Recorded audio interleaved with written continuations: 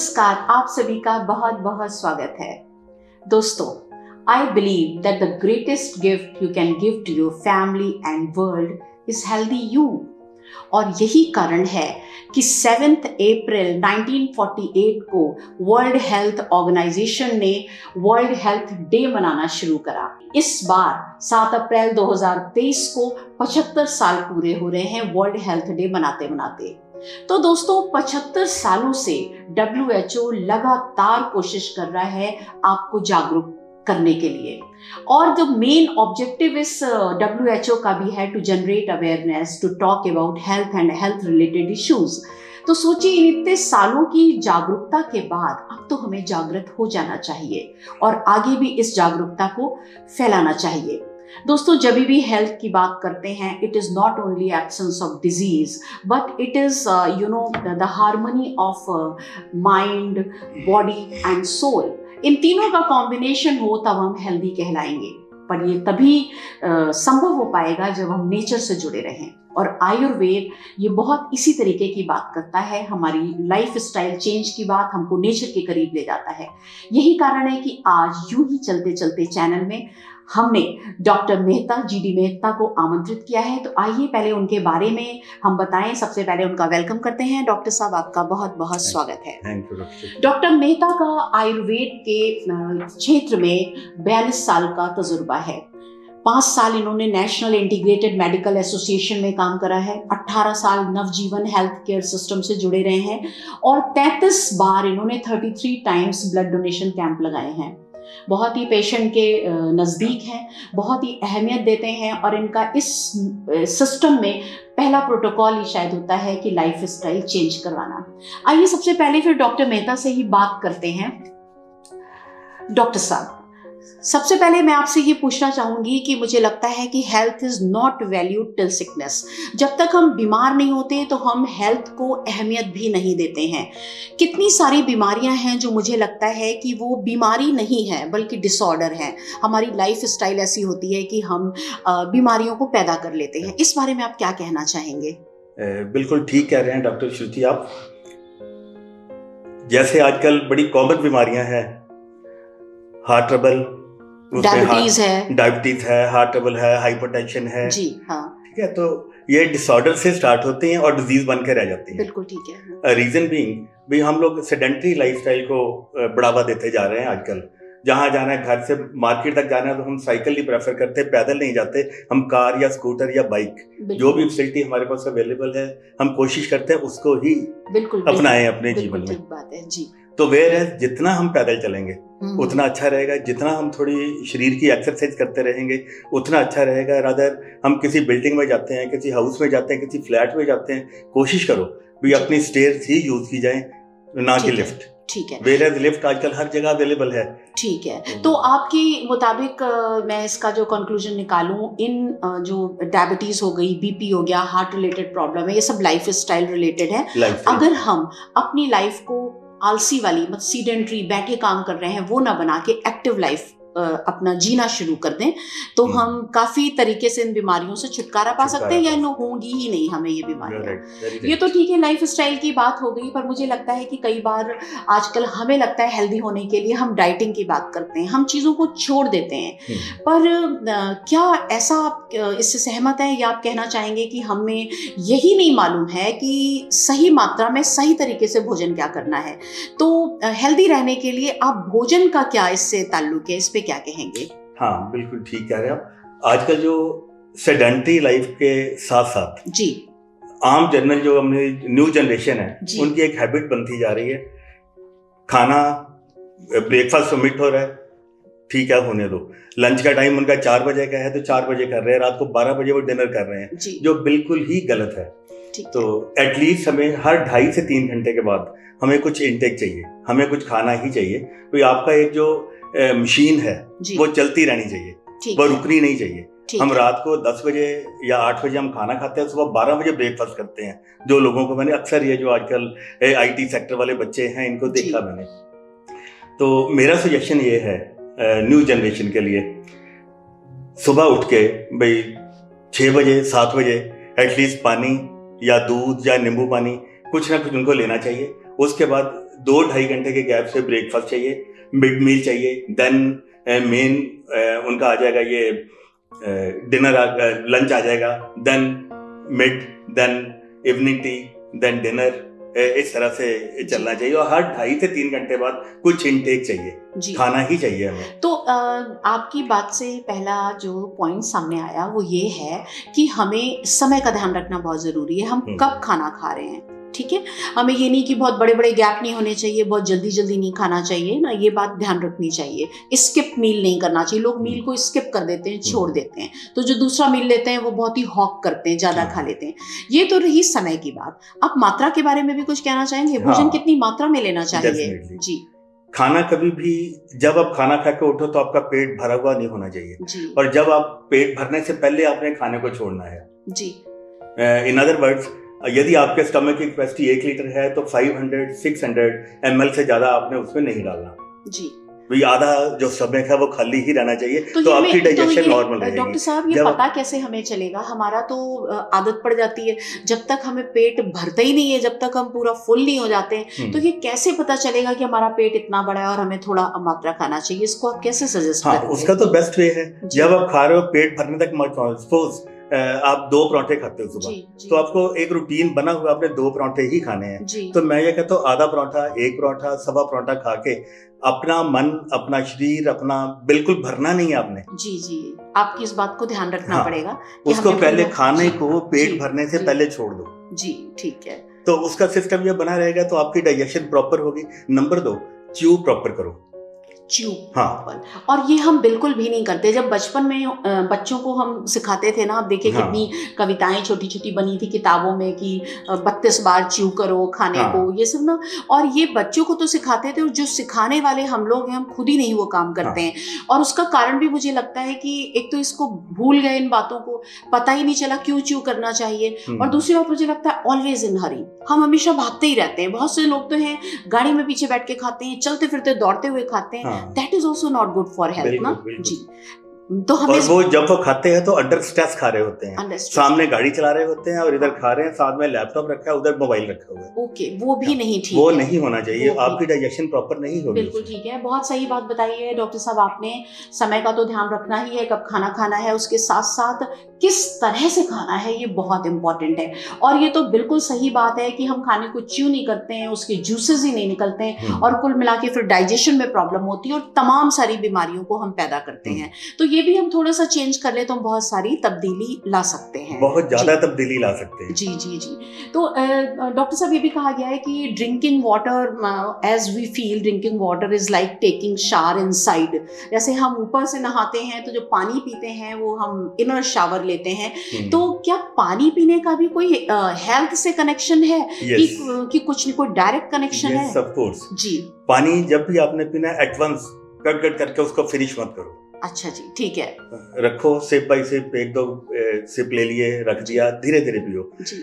Number 2, खाने के बीच में पानी मत पियो, ठीक है। ठीक है। यदि आप ओबेसिटी के शिकार हैं, आपको चाहिए अपने वेट लॉस कर रहे हो, तो खाने से 10-15 मिनट पहले आप पानी पी लो, या आधा घंटा पहले पानी पी लो, चाहे 1 गिलास 2 गिलास जितने, चलो उससे कुछ स्टमक भरा रहेगा, आपको तो खाने की इच्छा कम खाएंगे, खाने की इच्छा कम होगी उससे। और खाने के एटलीस्ट 15-20 मिनट तक जी पानी मत पियो।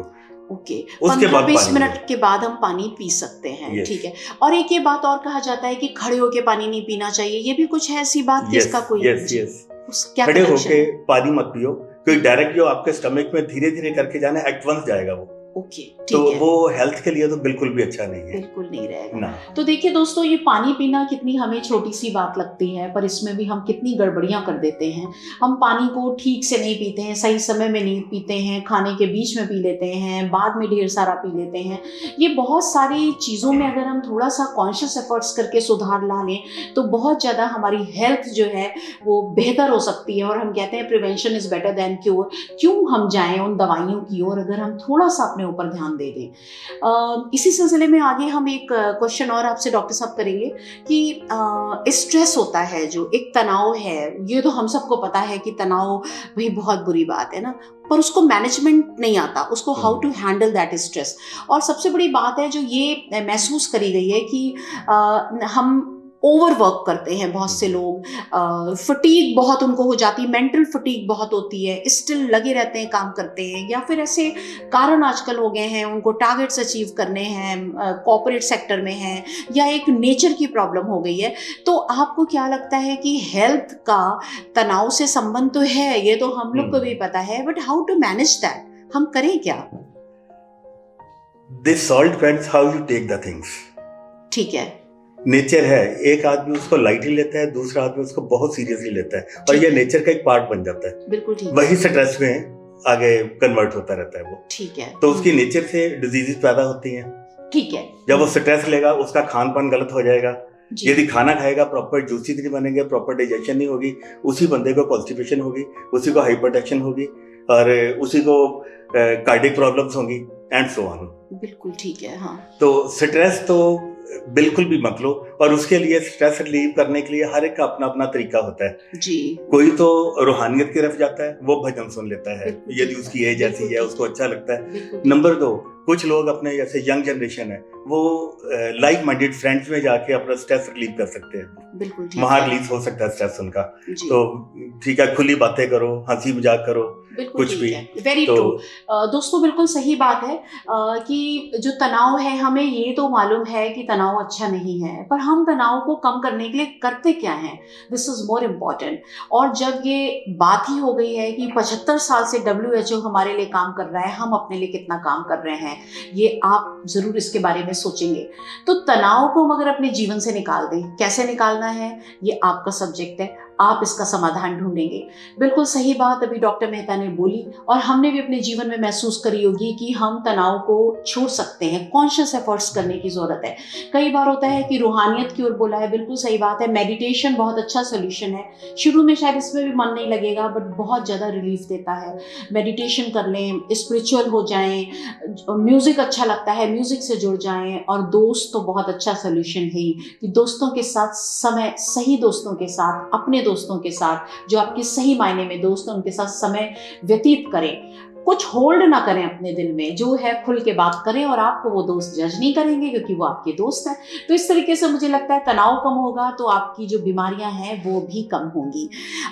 डॉक्टर साहब, एक थोड़े से कुछ क्वेश्चंस रह गए हैं, समय कम है लेकिन जल्दी बात करेंगे। अगर हम देखते हैं कई बार घरों के अंदर कुछ ऐसे हमारे चीज़ होते हैं, नेचुरल चीज़ हैं, मसाले हैं, या कोई और ऐसी चीज़ें जिसकी ओर हमारा ध्यान ही नहीं जाता है, और घर में अभी जब कोविड आया था तब जरूर सबका ध्यान गया था, हल्दी, शहद और एलोवेरा, तमाम सारी चीजों का इस्तेमाल शुरू हो गया था। तो वो आप कुछ कहना चाहेंगे कि हम सरल तरीके से अपना हमारी किचन के अंदर सही मायने में एक खजाना पड़ा हुआ है जिसका हमें पता ही नहीं है हमें। बिल्कुल सही बात है। किसी स्पाइस का नाम लो जी, और उसके पॉजिटिव इफेक्ट आपको मिलेंगे ही मिलेंगे। बिल्कुल ठीक है, यदि हम मिस यूज नहीं करते तो। बिल्कुल ठीक है, हाँ। एक्सेस में लेते हैं तो वो चीज नुकसान करेगी। लाइक जैसे इम्यूनिटी बढ़ाने के लिए आजकल जितनी वायरल डिजीज चल रही हैं सो कॉल्ड, तो इसमें हम लोग पीछे जब कोरोना आया था तो उसमें, या आजकल इन्फ्लुएंजा वायरस चल रहा है जी, ये पूछना भी था मुझे, इसके लिए क्या करना चाहिए? हाँ जी, हाँ। इसके लिए इम्यूनिटी बूस्टर तो हमें चाहिए। वो क्या, और क्या जो चेस्ट, हाँ, जो लंग्स को थोड़ा बेटर करें, उसको ताकत दें, उसको एनर्जी दें जी, तो उसको टोन अप करें, हमें वो चीज चाहिए होती है। इसमें हमें चाहिए, देखो आपकी किचन के अंदर आपको काली मिर्च मिल जाएगी, आपको सौंठ मिल जाएगी, आपके घर के अंदर तुलसी मिल जाएगी आपको, ठीक है, मुलट्ठी हमारे घर के अंदर मिल जाती है, हमारी किचन के अंदर। तो अब ये चीजें भी, दालचीनी है जी, बहुत अच्छा प्रोडक्ट है।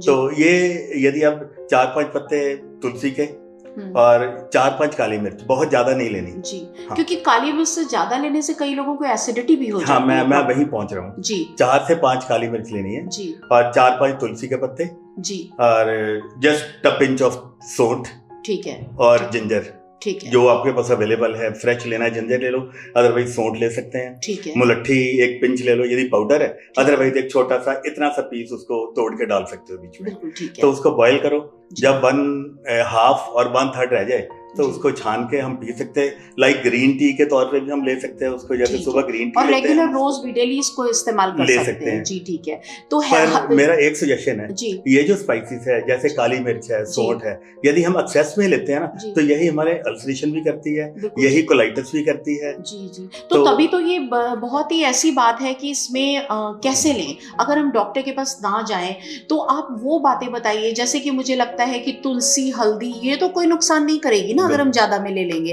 काली मिर्च एक है कि अगर हमने ज्यादा ले लिया, अदरक ज्यादा ले ली, तो ये बातें तो चलिए गाइडेंस में, अंडर गाइडेंस डॉक्टर के, आयुर्वेद के, उनकी सलाह से कर सकते हैं। पर डेली इस्तेमाल करने में अगर मैं आपसे पूछूं कि जैसे हल्दी है, अजवाइन है, जीरा है और तुलसी है, ये अगर शहद है, अगर नींबू है, ये चीजें अगर हम वैसे इस्तेमाल करें, आंवला है, विटामिन सी मिल जाती है ना। लोग इतना ज्यादा, जब पिछली बार कोविड हुआ था, लोग लिम सी और विटामिन सी की चीजें खा रहे थे। मुझे लगता है नेचुरल वे में आंवला बहुत अच्छा सोर्स है। जब आंवले का टाइम होता है तो मुझे लगता है ये वाली चीजें डॉक्टर साहब आप नहीं सोचते हैं कि ज्यादा बेहतर लेंगी कि अगर ये लोग, हम लोग रोज सुबह लेना शुरू कर दें? ये चीजें ऐसी हैं डॉक्टर श्रुति, आप कैंसर तक की बीमारियों से बच सकते हो। कैंसर से भी बचा जा सकता है। इन्हीं चीजों के, काली मिर्च है या इन चीजों के अल्कलॉइड्स, हल्दी का भी सुना हुआ है।